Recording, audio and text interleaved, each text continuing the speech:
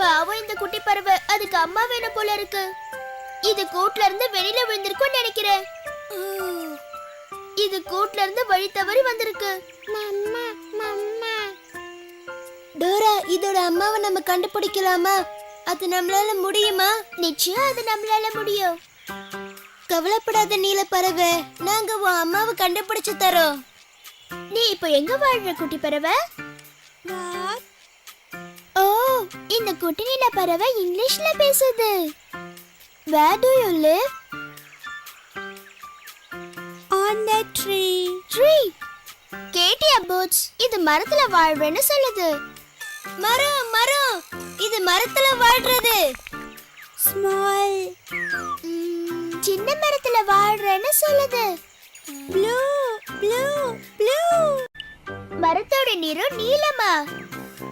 அப்படின்னா அது சின்ன நீல நிற மரம். சின்ன நீல நிற மரம். யே! அது சரி டோரா, நாம எப்படி அந்த சின்ன நீல மரத்துக்கிட்ட போறது? இரு பூட்ஸ், யோசிக்கலாம். பொதுவா நமக்கு வழி தெரியாதப்போ நம்ம யார்கிட்ட உதவி கேட்போம்? மேப்பை கூப்பிடலாம், மேப்பை கூப்பிடலாம். மேப்பை கூப்பிட்டா வழி கிடைக்கும். மேப் தான் நமக்கு சின்ன நீல மரத்துக்கு எப்படி போகணும்னு வழி சொல்லும். எனக்கு உங்களுடைய உதவி தேவை. நீங்க மேப் கிட்ட கேட்டு எங்களுக்கு கொஞ்சம் வழி சொல்றீங்களா? அதுக்கு நீங்க எல்லாரும் மேப்னு சொல்லணும். மேப்னு சொல்லுங்க, மேப்னு சொல்லுங்க. இன்னும் சத்தமா. வந்துட்டேன்.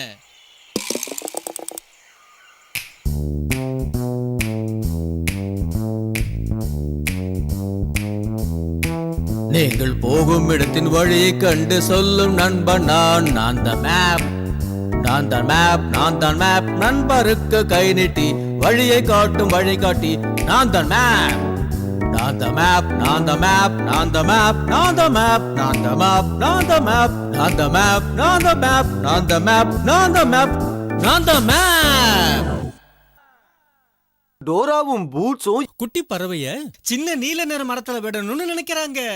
எனக்கு அந்த சின்ன நீல நிற மரத்துக்கிட்ட போறதுக்கான வழி தெரியும்.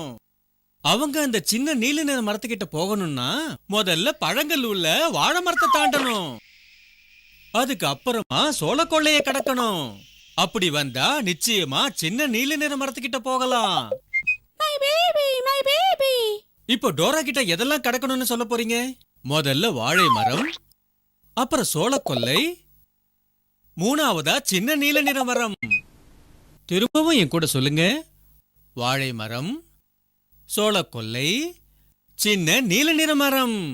வாழை மரம், சோளக்கொல்லை, சின்ன நீல நிற மரம்.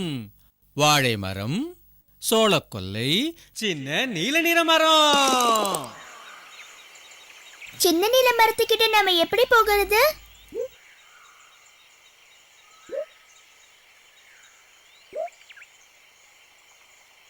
வாழை மரத்தை தாண்டி சோளக்கொல்லைய கடந்து சின்ன நீல நிற மரத்தை அடையணும். இப்ப நாம முதல்ல வாழை மரத்துக்கிட்ட போக போறோம். அப்புறம் சோளக்கொல்லைய தாண்டணும். கடைசியா போய் சின்ன நீல நிற மரத்தை அடையணும். My baby, my baby. பூஸ், முதல்ல பழங்கள் இருக்க வாழை மரத்துக்கிட்ட போலாமா?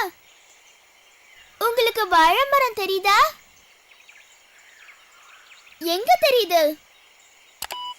அதோ அங்க தெரியுது டோரா.